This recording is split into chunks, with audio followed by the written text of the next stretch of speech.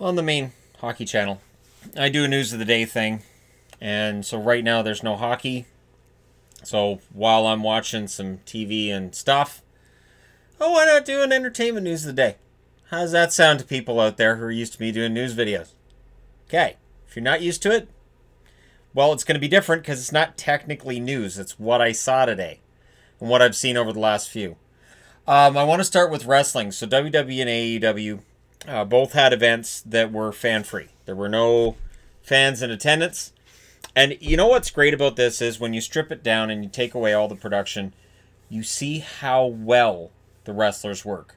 And I have to say, you could tell that both Raw and SmackDown were not as slickly produced because you can't. They're just in the Performance Center. You don't have all the pyros. And the wrestlers, it didn't sound like they were scripted their promos. They were just kind of allowed to do their thing. Both shows, whether you're looking at the WWE shows or the AEW shows, very, very well put together. And the ratings for AEW this week were high. They went up by 22% over the week before. This is part of what happens when you don't have any competition. And so I'm really optimistic.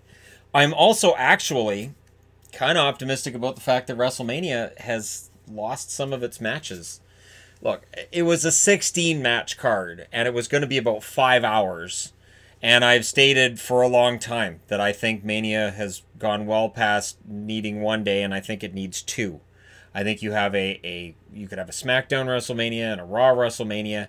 You could have, the first half of the card on one day and the second half on the other, building up to the main events at the end of the second day. Whatever you do, it just feels like it's too big. It feels like it's too big.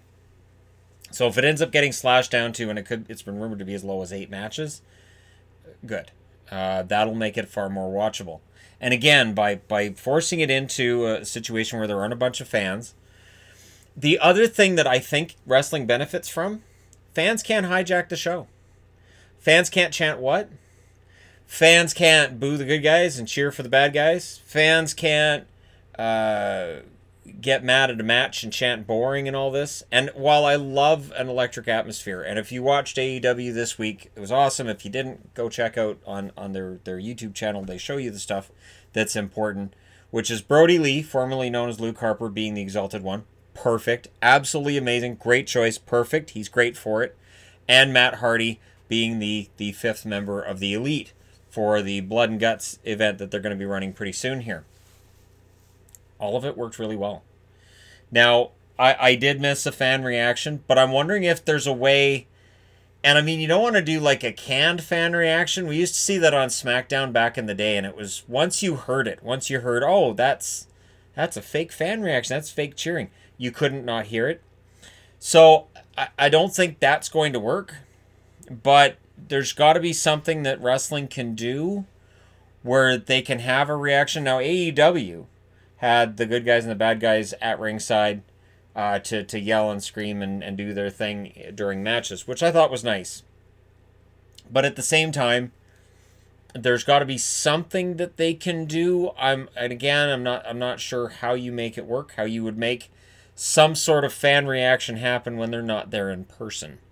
So you see what I'm getting at is some way of cobbling something together online. Just trying to think outside the box. And one thing with entertainment right now, there's a lot of thinking outside the box going on. And I think this is a good thing. I think that it is very easy to end up in a rut. And I think wrestling's taking itself out of that rut by necessity. Necessity breeds change. Breeds innovation. And so, this is one of those silver linings to come out of what's just crap right now. Flash. So I just watched The Exorcism of Harrison Wells, Nash Wells, whatever Wells. I hate feeling like nothing is advancing on The Flash. I hate feeling like they built up to crisis and then went, I don't know, just throw some crap at the wall. I don't know what to do with this. Because that's how it feels. It's not his wife. It's creepy. We're up to, what, a month now that his wife's been sitting behind a mirror? What's she doing when the other crying girl isn't there with her? Does she just, sit around in the mirror universe having mirror coffee? And when did they go to the bathroom? These are the things that I think about. When I'm watching Flash, I'm like, how does any of this work? Where's Iris eating? What's she having to drink? Does she have a washroom she can use? Does the fake Iris need any of these things? Now we've got fake Camille. Where's real Camille? Why is any of this happening?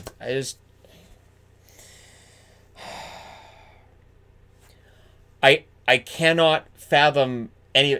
And the most interesting character on the show is Allegra, and so we're not going to have her on the show for a bit. And just, if you don't follow, I think it's Kayla Sherry Compton on Instagram. By all means, she's worth a follow. She's funny. She's vivacious. She's very personable. Her and her husband seem to be a very happy couple, and they seem to have very good connection. And she seems like a great person. I think it's time to write her husband into the show, because they might be the most interesting thing on Flash right now. I don't understand Caitlin Killer Frost. I don't understand the switching back and forth. And okay, Frost's gonna. Oh no, it's gonna be Caitlin. And they've never really. They had this idea of why it was gonna be Killer Frost, and then they sort of went and they forgot about it. And Cisco was gone, and now he's back. But we know he's gonna go again. And then for a couple episodes, we had Camille was at the and then we got this other guy. But no, not really. We're just gonna. They're not part of Team Flash for this week. There's no continuity to any of it. It doesn't make any sense. Doesn't make any sense. I don't understand. Really, really don't understand. I am absolutely bewildered by all of this. And Joe, who I think is one of the most competent characters on the show, he's a moron right now. He doesn't understand that his daughter is not his daughter. I don't get it. Does Flash not actually spend any time with his wife at all? Do they not sleep in the same bed? Does he not? This is the stuff that's driving me insane with the Flash right now. None of it makes any sense. And it exposes that Barry's stupid. He's a moron, kind of an idiot, and he's dumb. All of those things wrapped up into one equal Barry Allen right now. I mean, I could understand when he was evil and he was unintentionally ending the universe and killing the Speed Force. I'm like, all right, evil Barry sounds about right. Now he's a moron. But I will watch the show because I enjoy certain characters on the show. I do. And the fact Allegra's going to be a regular next year, maybe they've got some plan for next season and they're just killing time to get to next season. Ugh. I also want to touch on The Circle. So I've been watching. I'm not done yet. Got a couple episodes left to get there. Isn't this a prophetic show? The Circle. What's it about? It is about people. There's 8 of them at a time they're playing this weird game where they're all locked in individual rooms. They don't see each other. They don't touch each other. They don't have anything to do with each other. And it's all just online social ladder crap. And who's the most popular in any given episode. Yeah, that's what society has become shortly after The Circle went live. So the show's prophetic. And we're all now kind of playing The Circle. There are a lot of people on the internet who, as catfish right now, have to be pretty happy. This is a universe that works really well, really well for catfish. And I agree with the sign, and we mentioned this on a live stream yesterday on our Patreon. I've seen this a couple of times on social media, that what we're living through right now, where a lot of us are housebound or under quarantine, it's the worst episode of Black Mirror ever. That's where we're at. This is the worst episode of Black Mirror ever. I got to agree. So The Circle was right. We're all going to end up sitting in rooms and not touching and talking to each other anymore. And I'm watching this show and going, this is kind of entertaining. I just the part that's funny too, and if you haven't watched it, I do recommend it because it is funny to watch some of these people being catfish. Is that the character Adam, who's actually Alex, pretending to be this handsome guy, Adam, he would send these creepy messages to girls in the house that were, of course, it's all instant message. And I would watch as my wife would watch and go, oh, like this. And then Sammy, who's my favorite character on the show, that's not even really a character, it's just Sammy, that's who she is. She would have the exact same reaction. So I would watch as my wife would react physically to what she was seeing on the screen. And then Sammy on screen just almost would, react by the same sort of body language. And he would say things like, oh, I don't think guys should say that. And, that's where my wife would thank me for the fact that she never has to date again. So, and I'm thankful too, because the dating scene just sucks. Can you imagine trying to date now? Your first question is, so, how much sanitizer do you have? Do you wear a mask when you go out? No, I'm really looking for a guy who wears a mask when he goes out. You know, the kind of question that would have been the absolute opposite. You know, just imagine a few years ago. Do you wear a mask when you go out? Every time. I don't leave the home without the mask.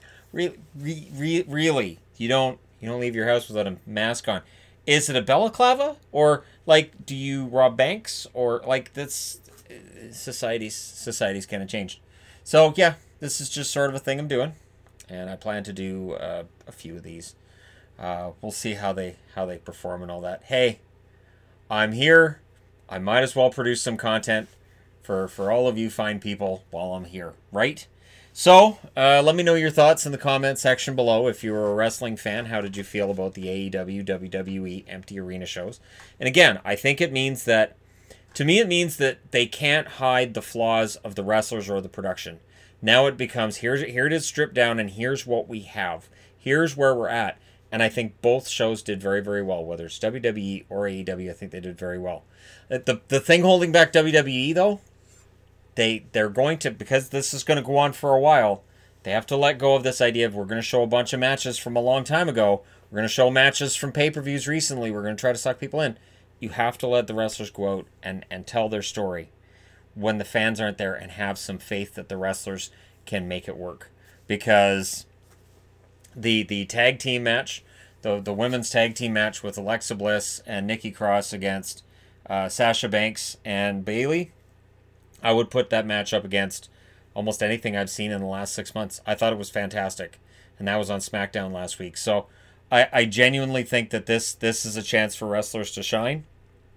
It's just not something that... It feels like with Vince and the way that he does things, the sports entertainment side is really, really important to him. It's going to have to be a wrestling show for now. The sports entertainment side's going to have to take a back seat. It has to be a wrestling show. And thankfully, they've got a lot of really good wrestlers. So I think they can handle it. But let me know your thoughts, as always. Don't forget to hit like and subscribe if you're browsing your way through. You just happened upon this video. Thank you guys so much for watching, for all your support. I will talk to you again soon.